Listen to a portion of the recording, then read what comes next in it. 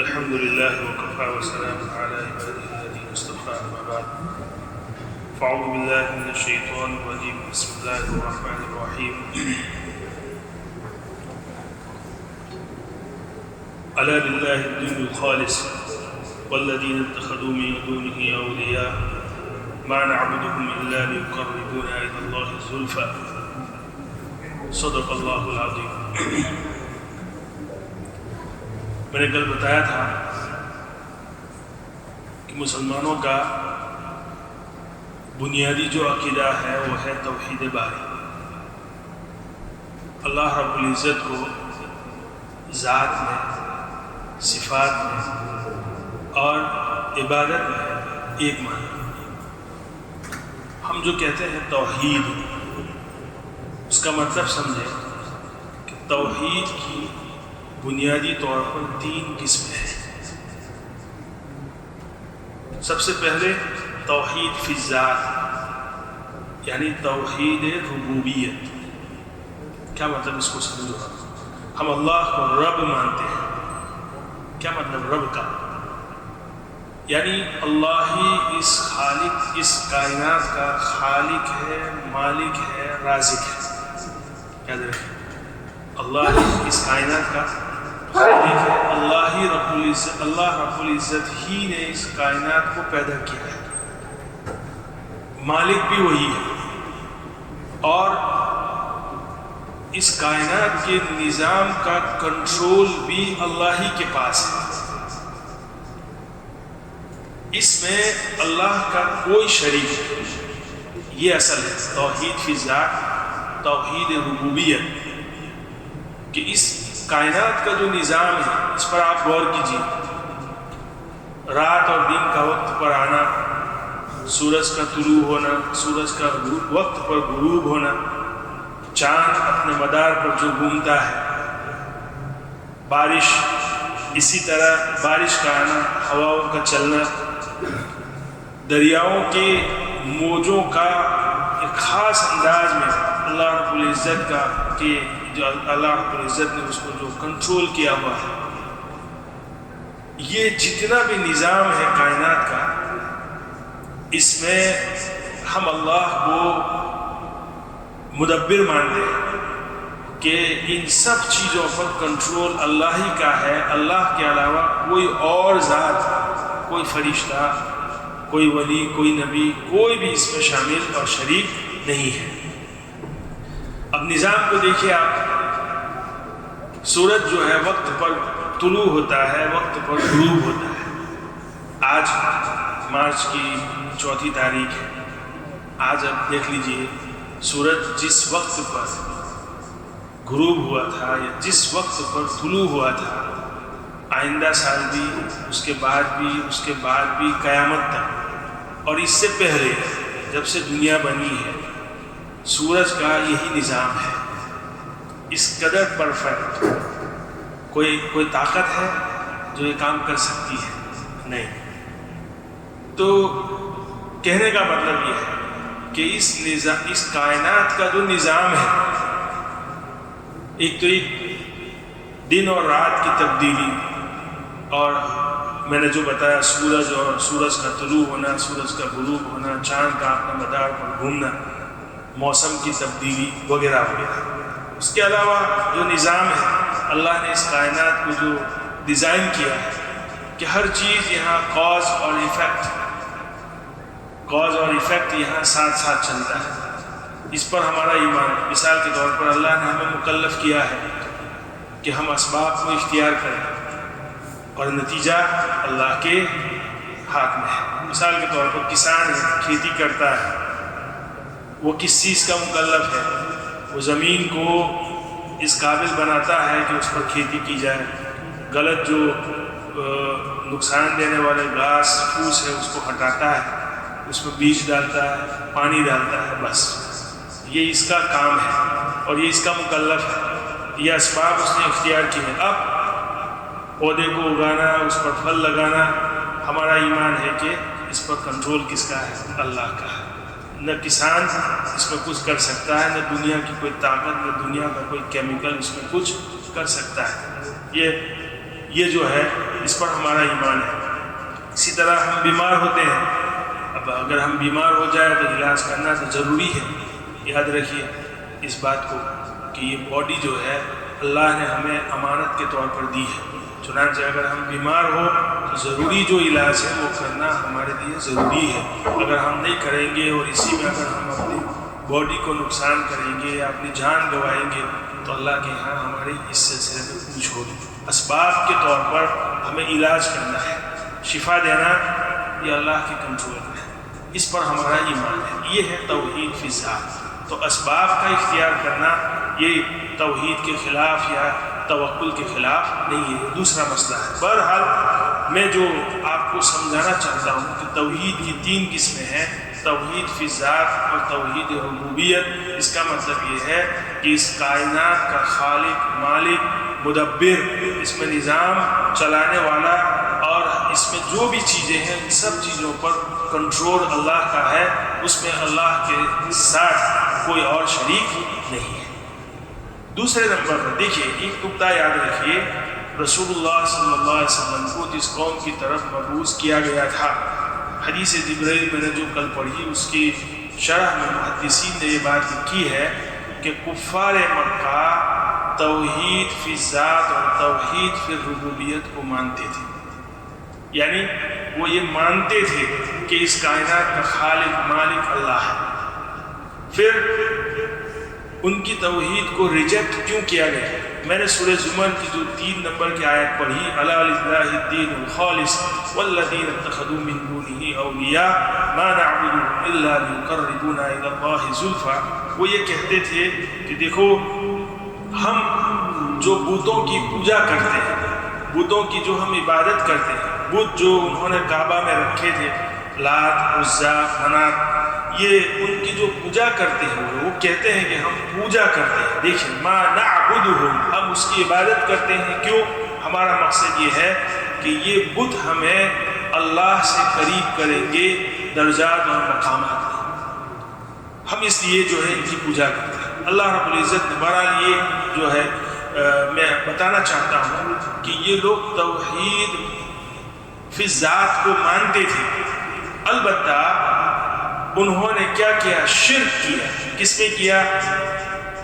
وہ شرک کے مرتکب ہوئے توحید فی الاسماء والصفات اور توحید الوہیت میں۔ میں آپ کو بتاؤں گا، توحید فی ذات کو آپ نے سمجھ لیا کہ توحید فی ذات کا مطلب اللہ رب العزت کو ماننا کہ وہی مالک ہے، خالق ہے، رازق ہے، اس دنیا کا نظام چلانے والا وہی ہے، اس میں اس کا کوئی شریک نہیں ہے۔ یہ ہے توحید فی ذات، اس کو مشرکین مکہ مانتے تھے۔ دوسرے نمبر پر ہے توحید الوہیت۔ توحید الوہیت کا کیا مطلب؟ ہمیں یہ ماننا ہے مضبوطی کے ساتھ کہ عبادت کا لائق، عبادت کے لائق صرف اور صرف اللہ ہے۔ دیکھیے صرف ماننا یہ کافی نہیں ہے، عمل بھی ہمارا ایسا ہونا چاہیے۔ کیا عمل؟ ہم مانتے ہیں کہ عبادت کے لائق صرف اللہ کی ذات ہے، تو عبادت کے جتنے بھی افعال ہیں اس میں ہم کسی کو شریک نہیں مانیں گے۔ عبادت کے افعال کیا؟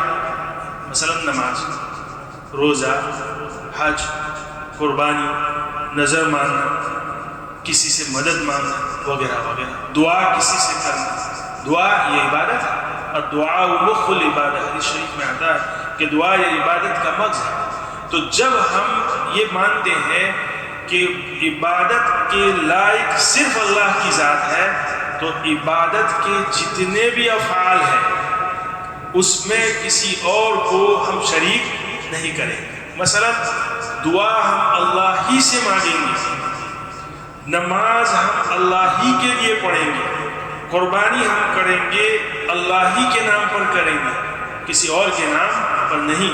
مثال کے طور پر مسلمان لا علمی میں کبھی یہ غلطی کر بیٹھتا ہے اور یہ کہتا ہے قربانی کرتا ہے، صدقہ کرتا ہے، یہ بکرا جو ہے ہم فلاں بزرگ کے نام پر قربان کرتے ہیں، یہ شرک ہے، یعنی شرک فی الالوہیت۔ 2 رکعت ہم پڑھتے ہیں فلاں بزرگ کے نام، کسی بزرگ کے پاس چلے گئے، کسی بزرگ اور اولیاء اللہ کی ولی اللہ کی قبر پر چلے گئے، اپنی مراد اپنی حاجت اس قبر والے سے مانگ لی۔ کسی کو بچہ نہیں ہوتا، کسی کو اولاد نہیں ہوتی، کسی کے بزنس میں کسی کو کوئی پرابلم ہے، تو کسی ولی اللہ کے پاس جانا، کسی ولی اللہ کی قبر پر جا کر یہ کہنا، ان سے دعا مانگنا کہ آپ ہماری جو ہے یہ حاجت کو پورا کر دیجیے، یہ کیا ہے؟ یہ شرک فی الالوہیت ہے۔ بہرحال اس پر بعد میں آؤں گا، میں یہ کہہ رہا ہوں ہمارا عقیدہ صاف ہونا چاہیے۔ ہم یہ کہتے ہیں کہ اللہ توحید باری کے ہم قائل ہے، کیا مطلب؟ توحید فی ذات، اللہ تعالیٰ ذات میں رب ہونے میں تنہا ہے، اس کا کوئی شریک نہیں ہے۔ الہ ہونے میں یعنی عبادت کے لائق صرف اور صرف اللہ ہے۔ ہم جب یہ مانتے ہیں تو ہمارا عمل بھی ایسا ہی ہونا چاہیے۔ چنانچہ عبادت کے جتنے بھی افعال ہیں سب کے سب اللہ ہی کے لیے ہونے چاہیے، اللہ کے علاوہ کسی اور کے لیے نہیں ہونے چاہیے۔ تیسرے نمبر پر توحید فی الصفات والاسماء۔ اب اس میں بہت ساری تفصیل ہے، میں تو صرف آپ کو عقیدہ سمجھا رہا ہوں، پھر جو ہے اس پر سوال اور جواب میں آپ کو بتاؤں گا کیا ہے کیا نہیں۔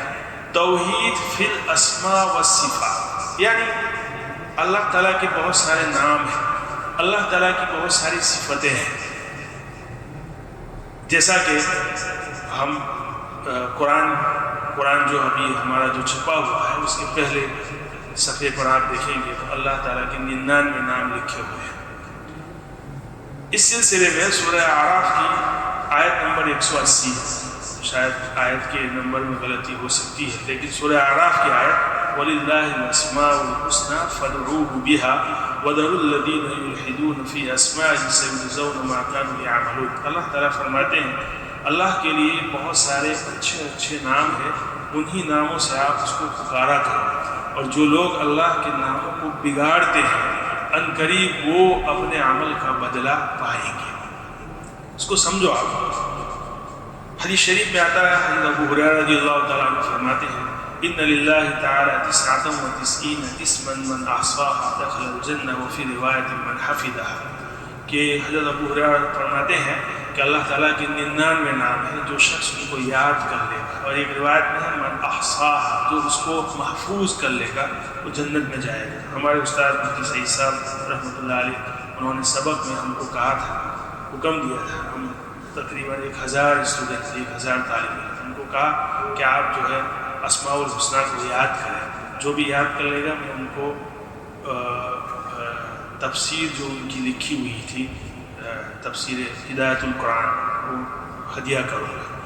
تو بہرحال سب طلباء سے انہوں نے حفظ کروایا تھا، اور انہوں نے یہ کہا کہ دیکھیے روایت میں جو ہے کہ جس نے یاد کر لیا وہ جنت میں جائے گا، اس سے مراد یہ ہے کہ جو یاد کر لینے کے بعد اس کو مسلسل اس کا ورد کرے، روزانہ اس کو پڑھے، اس کا ذکر کرے، تو یہ فضیلت ہوگی۔ صرف یاد کر لینے پر یہ فضیلت نہیں، میں نے یاد کر لیا اور بس اسے میں جنت میں داخل ہو جاؤں گا، نہیں، یہ اس کو اس کا ورد مسلسل جو ہے کرنا ہے۔ بہرحال تو اس روایت کی تشریح میں علامہ نووی رحمۃ اللہ علیہ نے لکھا ہے کہ دیکھیے علماء کا اس بات پر اتفاق ہے کہ اللہ تعالیٰ کے صرف 99 نام نہیں ہیں، یہ نام کیا ہے؟ اللہ تعالیٰ کے کمالات ہیں، اللہ تعالیٰ کی صفات ہے، اللہ تعالیٰ کے کمالات۔ مثال کے طور پر اللہ رازق، اللہ رزق دینے والے ہیں، اللہ محی، اللہ زندگی دینے والے ہیں، اللہ ممیت، اللہ موت دینے والے ہیں، اللہ قدیر، قادر ہے، طاقت والا ہے،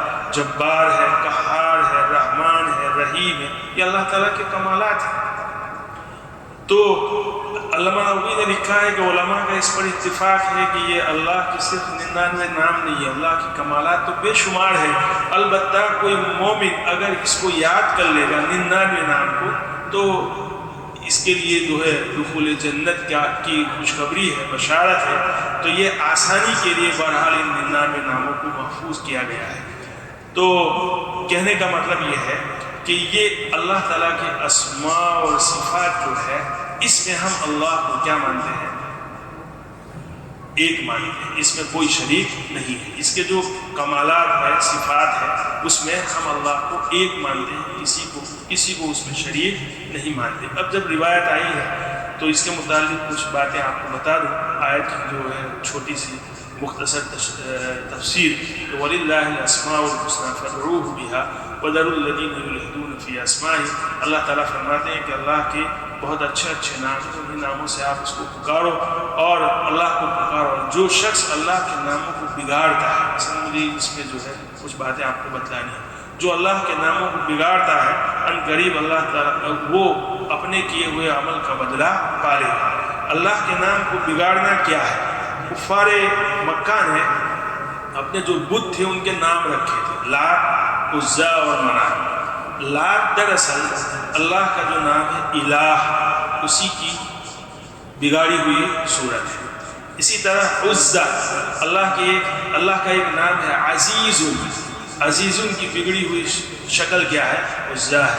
اللہ کا ایک نام ہے منان، اسی کی بگڑی ہوئی شکل جو ہے منات ہے. لات، عزا اور منات. ایک تو یہ ہے اللہ کے ناموں کو بگاڑنا، ایک تو یہ ہے. ایک دوسرا معنی یہ ہے کہ اللہ کے لیے ایسی صفت کو متعین کرنا جو قرآن و حدیث میں نہیں ہے. مثال کے طور پر سخی ہونا، یہ سخی کا لفظ اللہ کے لیے ہم استعمال نہیں کر سکتے، اس لیے کہ قرآن و حدیث میں اس کا تذکرہ نہیں ہے. اللہ کے لیے کوئی ایسا نام متعین کیا جائے کہ جس کا معنی فاسد ہو. مثال کے طور پر رام ہے، پرماتما ہے، وغیرہ وغیرہ. یہ نام جو ہے اللہ کے لیے ہم اطلاق نہیں کر سکتے. ایک تو یہ کہ اللہ کے ناموں کو غیر اللہ کے لیے اطلاق کرنا، جیسے میں نے بتایا لات، عزا اور منات، یہ اللہ کے نام کی جو ہے بگاڑی ہوئی شکلیں ہیں. ایک یہ ہے جو ہمارے یہاں عام بھلا ہے کہ اللہ تعالیٰ کے ناموں کو ہم غیر اللہ کے لیے، جو اللہ کے نام خاص ہے اللہ کی ذات کے لیے، ہم دوسروں کے لیے اسے استعمال کرتے ہیں. مثال کے طور پر رحمان، رحیم، حی، قیوم، قدیر، قادر وغیرہ وغیرہ. آپ یہ کہیں گے کہ ہمارے جو ہے نام تو ایسے ہوتے ہیں. قادر نہیں، قادر نام نہیں ہے. نام کیا ہے؟ عبد القادر ہے. دیکھیے عبد الرحمن، عبد الرحیم، عبد القیوم، عبد الحی، یہ تو ہم بول سکتے ہیں، لیکن اسی نام کو بگاڑ کر کہنا حی، قیوم، قدیر، یہ بھی جو ہے حرام ہے، گناہ کبیرہ ہے اس آیت کریمہ کی تفسیر کے مطابق. بہرحال میں عقیدے کی بات کر رہا تھا کہ عقیدہ ہمارا یہ عقیدہ ہے کہ اللہ رب العزت اپنے اسماء اور اپنے صفات میں کیا ہے؟ بولیے، ایک ہے، کوئی ان کا شریک نہیں ہے. اور توحید فی الالہ جو ہے میں نے بتا دیا، یعنی عبادت اگر کی جائے گی تو کس کی جائے گی؟ اللہ کی. یہ تین چیزیں ہوئی توحید کی. یہ تین قسمیں ہوئی: توحید فی الذات، توحید فی الالوہیت اور توحید فی الاسماء والصفات. اب میں نے جو بات کہی تھی کہ کفار مشرکین، کفار مکہ اس بات کو مانتے تھے کہ اللہ رب، کائنات کا مالک اللہ ہے. البتہ وہ کیا کرتے تھے؟ بتوں کی پوجا کرتے تھے، بتوں کی عبادت کرتے تھے اور دعویٰ یہ کرتے تھے کہ ہم رب تک پہنچنے کے لیے ان کا سہارا لیتے ہیں، یہ ان کی عبادت کرتے ہیں، یہ ہمیں رب تک پہنچائیں گے. اب آپ ذرا غور کیجیے کہ ہمارے کتنے مسلمان بھائی اسی طرح کا کام اولیاء اللہ کے لیے بھی کرتے ہیں. دیکھیے قرآن کریم جو نازل ہوا ان کے ڈائریکٹ مخاطب کون تھے؟ جو لوگ اس وقت موجود تھے. چنانچہ صحابہ جنہوں نے اس قرآن کو مان لیا، اسلام کو مان لیا، صحابہ جنہوں نے نہیں مانا ان کو کفار کہا گیا، نان مسلم کہا گیا. نان مسلم کہو یا کفار کہو، دونوں ایک ہی چیز ہے. ہمارے ہندوستان میں جو نان مسلم ہے، ہندو، ان کو اگر ہم کافر کہتے ہیں تو وہ کہتے ہیں یہ گالی ہے. تو ہم کہتے ہیں چلیے کافر نہیں، کیا کہتے ہیں؟ نان مسلم کہتے ہیں، یہ ٹھیک ہے. دونوں ایک ہی چیز ہے، ماموں کہو یا باپ کا سالہ کہو. سمجھ رہے ہیں؟ اگر ماموں کہنے سے کام چل جاتا ہے تو باپ کا سالہ کہنے کی ضرورت نہیں ہے. بہرحال کہنے کا مطلب یہ ہے قرآن جس وقت نازل ہوا اس کے ڈائریکٹ مخاطب وہی لوگ تھے اور یہ کام کر رہے تھے، کیا کرتے تھے؟ بتوں کی پوجا کرتے تھے، لات عزا اور منات کی پوجا کرتے تھے، عبادت کرتے تھے، اپنی ضرورتیں اپنی حاجتیں ان سے مانگتے تھے، اور جب ان سے کہا جاتا تھا وہ کہتے تھے کہ ہم ان کی عبادت اس لیے کرتے ہیں کہ ہمیں کہاں تک پہنچنا ہے؟ اللہ تک پہنچنا ہے، یعنی وہی بھگوان ایشور پرمیشور، وہاں تک ان کو پہنچنا ہے۔ اور ان کی اس بات کو یعنی توحید فی ذات اور توحید فی ربوبیت کو نہیں مانا گیا، ریجیکٹ کر دیا گیا۔ تو کیا اگر کوئی مسلمان کسی ولی اللہ کے پاس جا کر، کسی اللہ کے نیک بندے کے پاس جا کر اگر اپنی حاجت کو مانگتا ہے، اپنی ضرورت اس کے سامنے رکھتا ہے اور یہ کہتا ہے کہ ہم اس ولی کے توسط سے اللہ تک پہنچتے ہیں، تو کیا ان کا اور ان کا عمل ایک نہیں ہے؟ اس کو ہمیں تفصیل سے سمجھنا ہے۔ دیکھیے، کفار مکہ کو جو کہا گیا کہ تمہارا جو یہ رویہ صحیح نہیں ہے اور ان کی توحید کو ریجیکٹ کر دیا گیا، اس کی اصل وجہ یہ تھی کہ وہ ان کو معبود سمجھ کر یہ کام کرتے تھے، اور یہ ان کا الگ ایک مذہب تھا، وہ معبود سمجھتے تھے۔ مسلمان اگر یہ کام کرتا ہے تو یقیناً یہ بات طے ہے کہ وہ معبود تو صرف اللہ کو سمجھتا ہے، نماز پڑھتا ہے مسجد میں، اللہ کے سامنے سجدہ ریز ہوتا ہے، پھر کسی بزرگ کے پاس جا کر اپنی حاجت مانگتا ہے، تو یہ تو واقعتاً وسیلہ سمجھتا ہے۔ افعال عبادت میں وہ اس ولی کو شامل کرتا ہے، شریک کرتا ہے اللہ کو، تو یہ گناہ کبیرہ ہے۔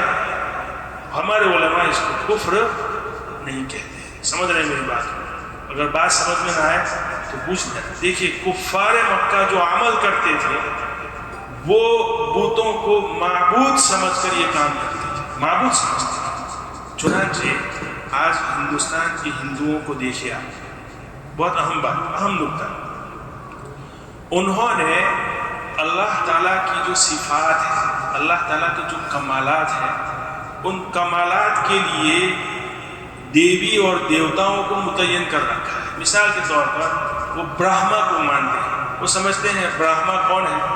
خالق۔ چنانچہ اگر ان کو بیٹا نہیں ہوتا، ان کا اولاد نہیں ہوتی، تو وہ برہما کی پوجا کریں گے۔ سمجھ رہے ہیں؟ وہ ایشور کے پاس نہیں گئے، ایشور کی پوجا نہیں کریں گے۔ بھگوان جس کو مانتے ہیں، توحید فی ذات جو ہے، وہ اللہ کو مانتے ہیں، اللہ کی پوجا نہیں کریں گے۔ وہ کس کی پوجا کریں گے؟ برہما کی پوجا کریں گے۔ سمجھ رہے ہیں میری بات؟ اگر کسی کو پیسے چاہیے، دھن دولت چاہیے، تو وہ لکشمی پوجا کرتے ہیں۔ لکشمی، وہ سمجھتے ہیں، ہم یہ کہتے ہیں رزاق اللہ کی ذات ہے۔ مسلمان کو اگر رزق چاہیے وہ اللہ سے مانگے گا، چاہے کوئی بھی مسلمان ہو، کسی ولی اللہ کو رزاق مان کر اس سے اپنی حاجت نہیں مانگے گا، یہ بات طے ہے۔ اس لیے ہم مسلمان کو کافر نہیں کہتے۔ ہمارے علماء اس میں جو ہے بہت احتیاط سے کام لیتے ہیں۔ تو ایک نان مسلم جو یہ کام کرے گا وہ کسی کو اپنا معبود سمجھ کر کرتا ہے۔ چنانچہ انہوں نے بہت ساری دیوی دیوتاؤں کو جو ہے متعین کر رکھا ہے، برہما ہے، وشنو ہے، سرسوتی ہے، وہ اللہ کی جو صفت ہے علیم ہونا ہے۔ چنانچہ ہندوؤں کی جتنی بھی کالج اور یونیورسٹیاں ہیں وہ سرسوتی دیوی کی طرف منسوب ہے۔ سرسوتی دیوی جو ہے، سرسوتی کو وہ کیا مانتے ہیں؟ علیم مانتے ہیں۔ اسی طرح یہ کیا کہتے ہیں، میں نام بھول گیا، بہرحال یمراج، موت دینے والا دیوی جو ہے، موت دینے والی دیوی وہ کہتے ہیں یمراج۔ اسی طرح شیو ہے، درگا کالی ہے، یہ انہوں نے اپنے دیوی دیوتاؤں کو متعین کر رکھا ہے اور یہ ان کو معبود سمجھتے ہیں، اس لیے بہرحال وہ اسلام کے دائرے سے خارج ہے۔ کہنے کا مطلب یہ ہے میرے دوستوں، خلاصہ یہ ہے کہ ہمارے عقیدے توحید کو ہمیں صاف شفاف رکھنا چاہیے۔ ہم یہ کہتے ہیں، ہمارا عقیدہ یہ ہونا چاہیے کہ اس کائنات میں خالق مالک اور اس کائنات پر کنٹرول صرف اللہ کا ہے، کسی اور کا نہیں۔ اللہ رب العزت اپنے نام اور اپنے اسماء اور اپنے کمالات میں تنہا ہے، واحد ہے، اس کا کوئی شریک نہیں، نہ کوئی نبی، نہ کوئی ولی، نہ کوئی فرشتہ، نہ کوئی طاقت، اس کا کوئی جو ہے شریک نہیں ہے۔ اسی طرح عبادت اگر کی جائے گی تو صرف اور صرف اللہ کی جائے گی۔ چنانچہ افعال عبادت جتنے بھی ہیں، نماز ہے، روزہ ہے، زکوٰۃ ہے، حج ہے، قربانی ہے، چڑھاوا ہے، نظر بھی مانے اللہ کی مانیں گے، یہ اللہ ہی کی مانیں گے، کسی اور کی نہیں۔ تو جب اللہ کو ہم نے معبود مانا ہے، معبود حقیقی مانا ہے، تو افعال عبادت بھی کیا ہونے چاہیے؟ اللہ ہی کے لیے۔ اللہ کو نام اور صفات میں ہم نے واحد مانا ہے، تنہا مانا ہے، تو صفات اور اسماء اور کمالات میں مخلوق میں سے کوئی بھی شخص، کوئی بھی ذات اس کا شریک نہیں ہو سکتا۔ اب دیکھیے، توحید فی ذات تو متفقہ مسئلہ ہے، ہمیشہ گڑبڑ جو ہوئی ہے وہ توحید فی الالوہیت اور توحید فی الاسماء والصفات میں ہوئی ہے۔ چنانچہ اس سلسلے میں بہت سارے سوالات ہیں اور بہت ساری باتیں انشاءاللہ آئندہ بیان کروں گا۔ اللہ تعالیٰ نے صحیح سمجھ عطا فرمائے۔ وآخر دعوانا